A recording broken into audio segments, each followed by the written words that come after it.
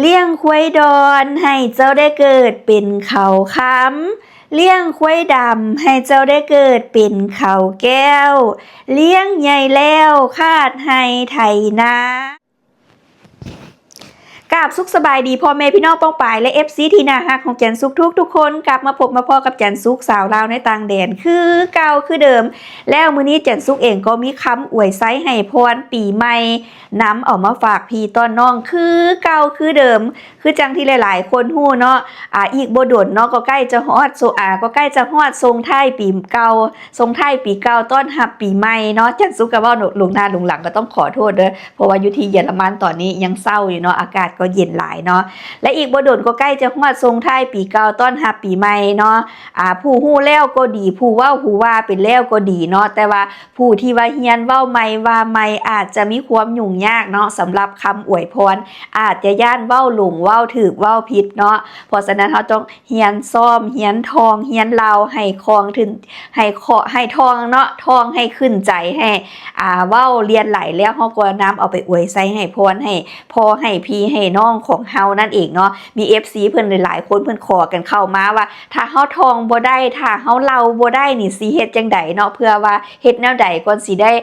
จื้อง่ายแล้วก็เว้าว่าง่ายเพื่อจะนำเอาไปอวยใส่ให้พรให้พ่อให้แม่ให้พี่ให้น้องของเฮานั่นเองเนาะเดี๋ยวเฮาจะมาเว้าเกี่ยวกับคำอวยใส่ให้พรสำหรับอวยใส่ให้พรปีใหม่แล้วบทนี้เฮาจะใส่ปีใหม่ส่งท้ายปีเก่าต้อนรับปีใหม่หรือว่าอวยใส่ให้พรบุญปีใหม่ลาวก็ได้หรือว่าอวยพรทั่วไปก็ได้เนาะเฮาก็จะเปลี่ยนแต่คำนำหน้าเนาะจากอวยพรปีใหม่เป็นทั่วไปหรือว่าโอกาสและก็วันเวลาต่างๆสามารถนำใส่บทนี้ได้เลยเนาะแล้วก็มีหลายๆคนเพิ่นให้ความสนใจเกี่ยวกับปึ้มอวยพรต่างๆนั่นเองแต่ย่ำอีกเทื่อนึงอยู่ในปึ้มนี่จะบ่ได้มีบทบาทสีสู่ขวัญเนาะมีแต่คำอวยใส่ให้พรในงานต่างๆบ่ว่าจะเป็นสมบัติสมมาพ่อแม่สมบัติสมมาผัวผู้คอต่อแขนผู้เฒ่าผู้แก่เด็กเล็กเด็กน้อยอวยใส่ให้พรเจ้าบ่าวเจ้าสาวผู้แขนขึ้นเฮือนใหม่ปีใหม่ค้ำขึ้นบันไดเฮือนใหม่ที่ว่าจันสุกว่ามาทั้งหมดทั้งมวลนี่มีในหัวเดียวกันเลยเนาะและบทที่จันสุกจะเว้าต่อไปนี่ก็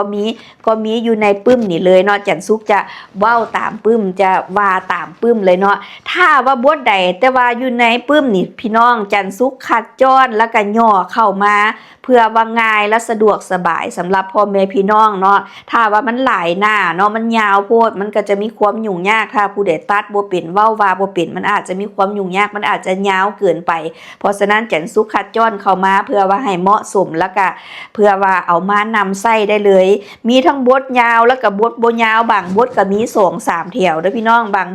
างบทจันสุกก็ใส่มี2-3แถวจังซี่นี่นะแล้วก็เพื่อว่าง่ายและสะดวกสบายสำหรับพ่อแม่พี่น้องอาจจะนำไปเว้าไปกล่าวว่าซั่นซะและเดี๋ยวเราจะมาฟังคำอวยพรปีใหม่เนาะบทตัวนี้จันสุกจะมีบท1บท2เนาะผู้ใดมากบทใดก็สามารถเลือกนำใส่ได้เลยเนาะและเนาะเดี๋ยวเราจะมาฟังคำอวยไส้ให้พรแล้วบทนี้ไส้ปีใหม่เนาะบ่ว่าจะเป็นทรงท้ายปีเก่าต้อนรับปีใหม่หรือว่าวันบุญปีใหม่ลาวเนาะบ่ว่าจะเป็นบุญปีใหม่สากลหรือว่าบุญปีใหม่ลาวหรือว่าอวยไส้ให้พรทั่วไปเราสามารถนำไส้ได้เลยเราก็จะเปลี่ยนแต่คำนำหน้าไปเนาะถ้าปีใหม่เราก็ใส่ปีใหม่ไปถ้าบ่เป็นปีใหม่วันธรรมดาแล้วบทนี้นี่มีความหมายในทางที่ดีงามเป็นบทเก่าบทแก่บทนี้มาแตะกี้แต่ก่อนบ่แม่นบทสร้างขึ้นมาใหม่เด้อจ้ะพี่น้องเป็นบทเก่าบทแก่เพิ่นเว้าเรื่องการทำมาหาอยู่หากินเว้าเรื่องเลี้ยงควายดอนให้เจ้าได้เกิดเป็นเขาค่ำเลี้ยงควายดำให้เจ้าได้เกิดเป็นเขาแก้วนี่เพิ่นเว้าเรื่องการดำรงชีวิตการทำมาหาอยู่หากินของคนเฮาโดยเฉพาะแม่นควายเนาะควายเป็นสัตว์ที่ว่าประเสริฐเป็นสัตว์ที่ว่าเป็นมงคลเนาะเฮ็ดให้เฮ็ดนาให้เฮากินเนาะให้เฮาเจริญเติบโตเพราะฉะนั้นเว้าถึงความอุดมสมบูรณ์เว้าถึงความมั่งคั่งร่ำรวยเนาะผู้ใดมีให้มีนามีงัวมีควายเนาะก็จะมีความอุดมสมบูรณ์และเงินคำกับแก้วก็จะตามมานั่นเองอันนี้เป็นความหมายเนาะซึ่งบทเก่าบทแก่แต่กี้ทุกๆบทที่ว่าเพิ่นเขียนออกมาเนาะล้วนแล้วแต่ว่ามีความหมายในทางที่ดีงามว่าซั่นซะเดี๋ยวเราจะมาฟังคำอวยพรทั่วไปเขาก็ให้เจ้าของขวัญนั้นคว่ำมือลงเนาะแล้วเขาก็จะกล่าวสัพพทุกข์สัพพโศกสัพพโลกสัพพภัยสัพพคอจะเนียดอย่างไรอันใด ให้ตกไปกับปีเก่าปีหลังหรือว่าให้ตกไปกับไฟให้ไหลไปกับน้ำอันนี้มันแล้วแต่ว่าหมอพรจะกล่าวเนาะหรือว่าเขาจะว่าให้กวดหนีให้กวดหนีหัน3เทื่อเนาะให้กวดหนีให้กวดหนีเนาะกวดสิ่งที่ว่าบ่ดีเอาไฟผู้แขนเนาะกวดสิ่งที่ว่าบ่ดีหันออกไปจากเนื้อจากคิงจากตนจากตัวของเจ้าของขวัญและหลังจากนั้นเขาก็ให้เพิ่นหงายมือขึ้นแล้วก็จะว่าให้กวดหนีให้กวดหนี3เทื่อเนาะแล้วก็ดีกวดเข้าดีกวดเข้าหรือว่าดีกวดใส่ดีกวดใส่หัน3เทื่อฮอดปีใหม่เพิ่นทายราศีสิ่งให้ไหลหนีสิ่งดีให้ไหลเข้าเนาะปีใหม่ฟ้าใหม่ให้เจ้ามีแต่ความสุขกายสุขใจไปทางใต้ให้มีผู้ช่วยเหลือไปทางเหนือให้มีผู้ช่วยสร้าง2ขอบข้างให้มีผู้ช่วยดอกไม้เงินคำเจ้าเด้อเลี้ยงควายดอนให้เจ้าได้เกิดเป็นเขาคำเลี้ยงควายดำให้เจ้าได้เกิดเป็นเขาแก้วเลี้ยงใหญ่แล้วคาดให้ไถนา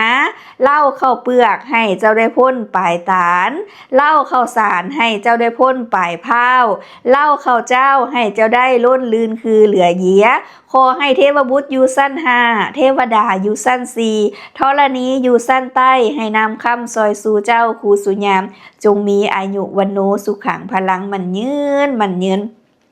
เฮาก็ใส่ว่าไปเนาะเพื่อให้เกิดความเป็นสิริมงคลแก่เจ้าของขวัญ นั่นเองเนาะแล้วบทนี้เป็นบทเก่าบทแก่บทมีมาแต่กี้แต่ก่อนบ่แม่นบทเขียนขึ้นมาใหม่หรือว่าสร้างขึ้นมาใหม่เนาะคราวตะกี้แต่ก่อนเนาะหมอพรเพิ่นนำใส่บทนี้แล้วบทนี้ก็มีความหมายในทางที่ดีงามเพิ่นเว้าเรื่องการทำมาหาอยู่หากินเนาะถ้าเฮามีงัวมีควายเนาะมีไร่มีนามีงัวมีควายก็จะมีความอุดมสมบูรณ์มีความมั่งคั่งร่ำรวยและเงินคำกับแก้วก็จะตามมานั่นเองเนาะพี่น้องถ้าเฮามีข้าวมีน้ำเต็มอู้เต็มแองเต็มไหเนาะมีอยู่มีกินและแน่นอนเงินคำกับแก้วก็จะหลั่งไหลมาตามมาเพิ่นเว้าถึงการอยู่ในบทนี้เพิ่นเว้าถึงการทำมาหาอยู่หากินหาได้น้อยหาได้หาบ่พอได้ก็ได้หาบ่พอหังก็หังหาบ่พอมีก็มีเนาะถ้าผู้ใดได้คำอวยพรบทนี้ไปอวยใส่ให้พรแล้วก็จะเกิดความเป็นสิริมงคลแก่เจ้าของขวัญผู้ที่ได้รับพรนี้ว่าซั่นซาเนาะตามความหมายที่ว่าแปลออกมาอยู่ในบทนี้เนาะพี่น้องเพราะฉะนั้นพ่อแม่พี่น้องป้องไปอย่าลืมนำไปเฮียนซ่อมเฮียนทองไว้เพื่อจะนำเอาไปอวยใส่ให้พรให้พ่อให้แม่ให้พี่ให้น้องของเฮาให้เกิดความเป็นสิริมงคลนั่นเองและถ้าว่าผู้ใดสนใจปึ้มอวยใส่ให้พรต่างๆเนาะสามารถทักหาจันสุขได้โดยตรงทางอินบ็อกซ์หรือว่า Messenger ข้อความเพจหรือว่าจะทักหาจันสุขได้ทั้ง WhatsApp ที่ว่าขึ้นอยู่ใต้คลิปก็ได้เส้นเดียวกันและทักเข้ามาหาจันสุขแต่ว่าบางเทื่อโทรจันสุขบ่รับเด้อเพราะว่าจันสุขเฮ็ดเวียกเนาะบางเทื่อไปเวียกแต่เช้าจนฮอดค่ำบางเทื่อจันสุขก็บ่สะดวกรับเพราะฉะนั้นทุกคนก็สามารถเขียนหาหรือว่าอัดเสียงหาจันสุขได้เนาะถ้าว่าจันสุขแล้วเวียกแล้วจันสุขก็จะมาตอบ FC ทุกคนเนาะ